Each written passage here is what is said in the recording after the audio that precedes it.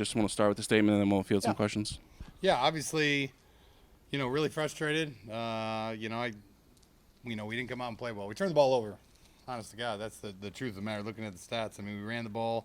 We didn't run the ball as well as we needed to. We didn't stop them as well as we needed to. I'll take it. I mean, we didn't do a good enough job getting them ready to play. I thought in the first half we played a game that I thought we'd play. We ran the ball. It was a close game, kind of what we thought it was going to be first half. Second half, we went down all the way. Had to kick a field goal on 4th and 2 from the 2 or 3 maybe it was. And then they made a couple of big plays in the pass game. We need to be better. We had 2 or 3 penalties on defense that we have to be better at. It was a problem in the past. We kind of gotten rid of it. It came back today and lining up in the neutral zone. We got stopped that way. Two big third down stops. What were we on third down? They were 4 of 10, which is still pretty good. But 2 of those were penalties, and we got to be better at that. We tried to take 11 out of the game. I thought in the first half we did a pretty good job of that. Second half, they ran a little switch route, same play we have, and I watched it happen. They did a good job rubbing the 2 against each other and put through a good ball to them.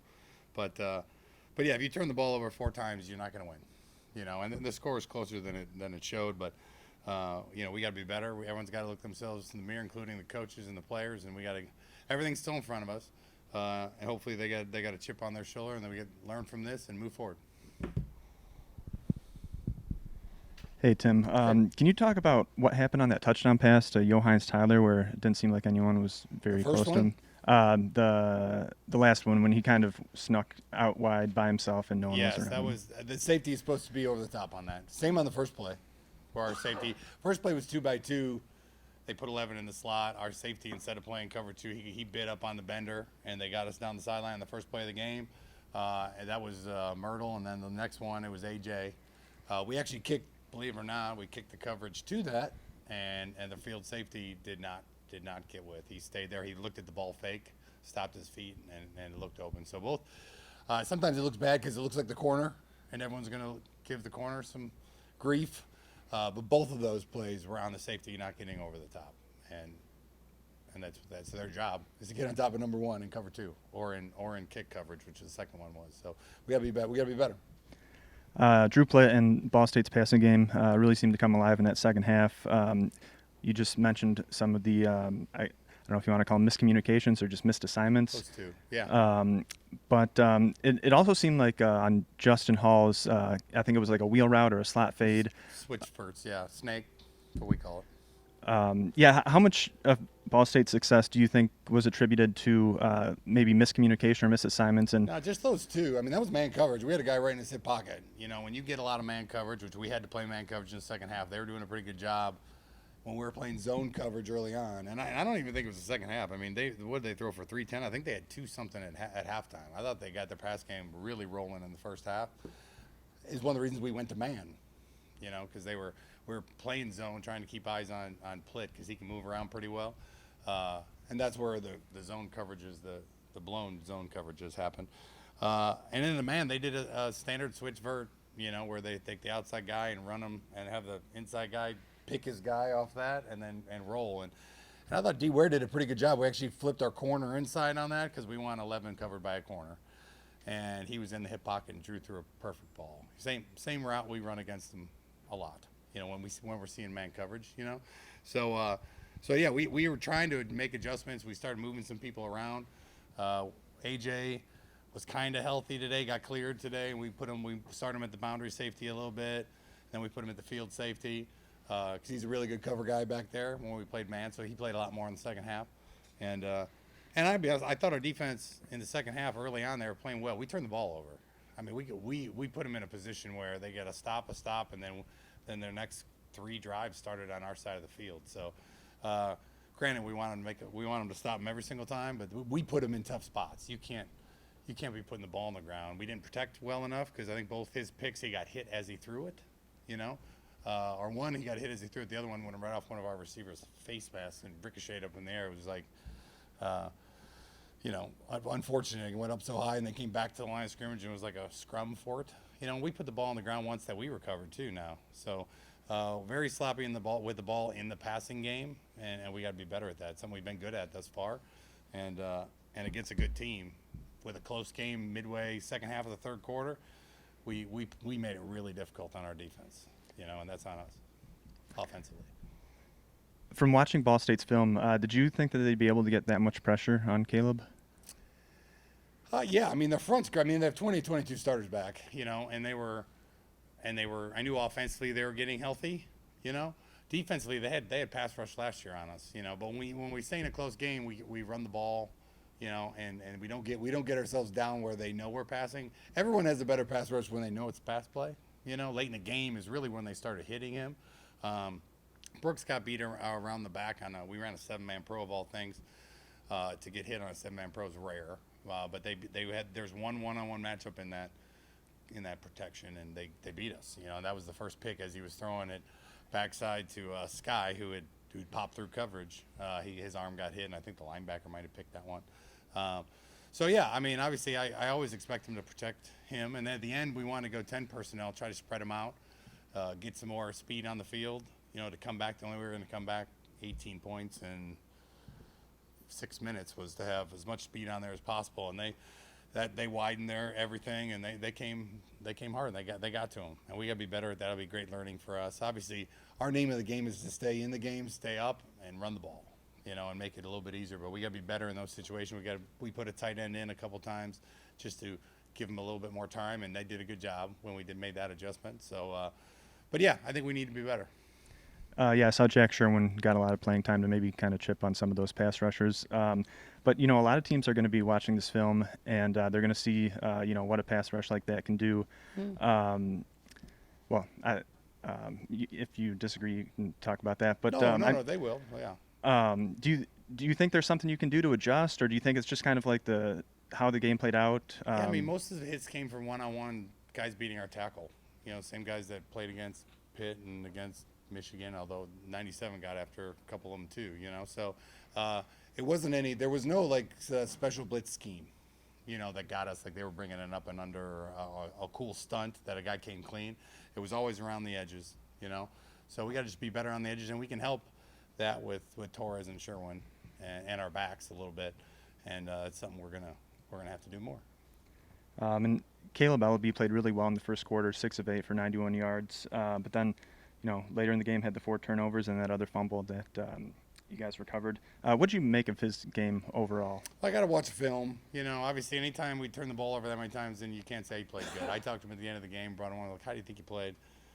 He said the same thing. I got to watch film, but I don't think I played very well. If I turn the ball over like that, it's going to be hard to win, And true, and I said some of them, obviously, when you bounce it off of a receiver's face mask, I get some of those. When you get hit when you're throwing in a ricochet, but I was more concerned with when he's scrambling, protecting the ball security of Caleb in the pocket. He has to be better at that. We talk about it all the time, and we haven't got that through to him yet.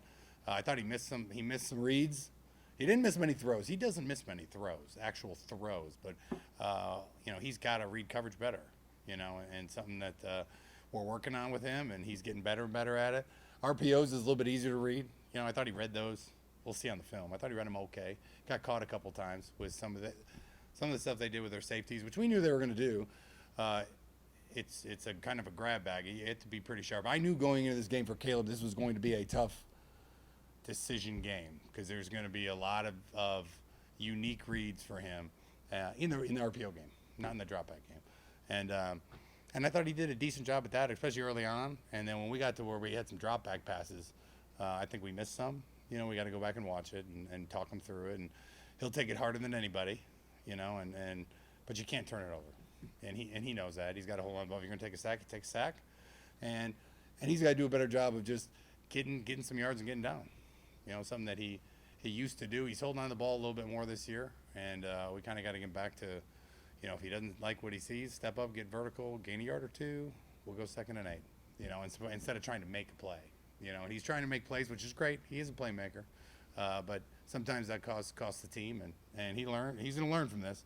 I mean, was a game 15 or 16 for him, and he was a little bit mentally. I don't think he was as sharp as he's been. And when you're a quarterback and you lose, you're going to get it.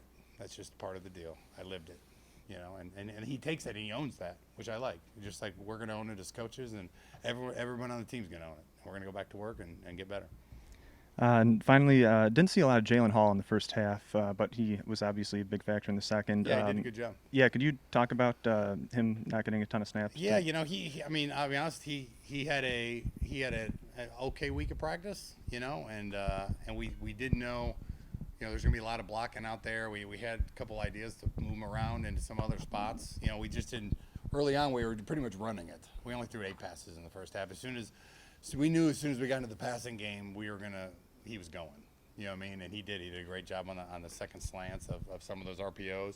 And for the first time this year, Caleb got to the second read of some of his RPOs, which is huge, you know, for his growth. I know it doesn't show on here, but for his growth, that's the first time he's ever done that, you know, and so that was good. And then once he got his feet underneath him and got rolling again, he was healthy. He was moving good again.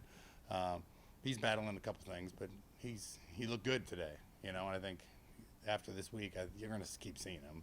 You know, it's just we got to make sure he's healthy and he's good, and he did a great job when he got out there. All right, last 2 questions here. All right, Coach. You know, you mentioned the 2 field goals in the first half, both inside the red zone, deep in the red zone. Yep. What goes into the decision between the field goal and the, you know, go for the 4th down touchdown? The book, analytics book. You know, one of them was on me.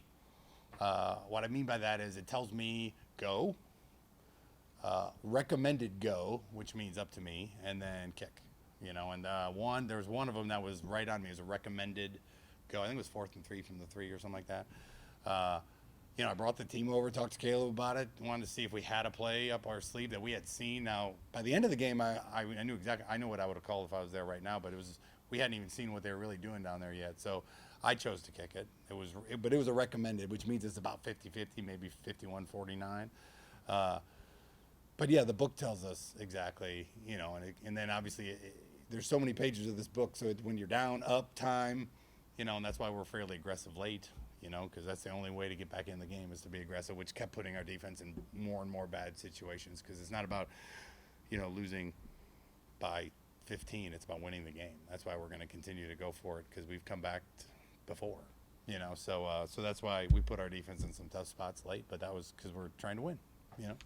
And then a loss like this, what's the mindset kind of going into next week?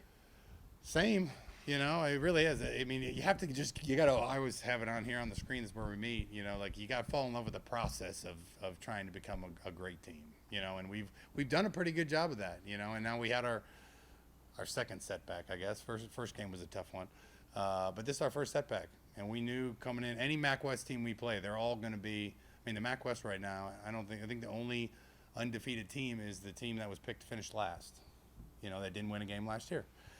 Welcome to the MAC West. This is it. We talked about it before the game, talked about it when it was tied at halftime. You know, this is what we're going to face every single week. And it's a wake-up call, you know, because what we did wasn't good enough. The calls weren't good enough. The execution wasn't good enough. The ball security wasn't good enough. Things that we'd been pretty good at up to this point. And there's no question of whether we can do it. You know, we just got to make sure we can do it next Saturday at homecoming, you know, and we'll circle back. This is the best, not the best part of the sport, but this is the part where you get yourself up off the ground and you go back to work, you know, especially when you have all your goals still in front. It's harder when you're out of it, you know, but still early. We got tons of football left in us, and if we respond correctly, which we've done a good job of most of the year, we'll come back ready to go and be better. All right. Thank you, Coach. Good. Thank you.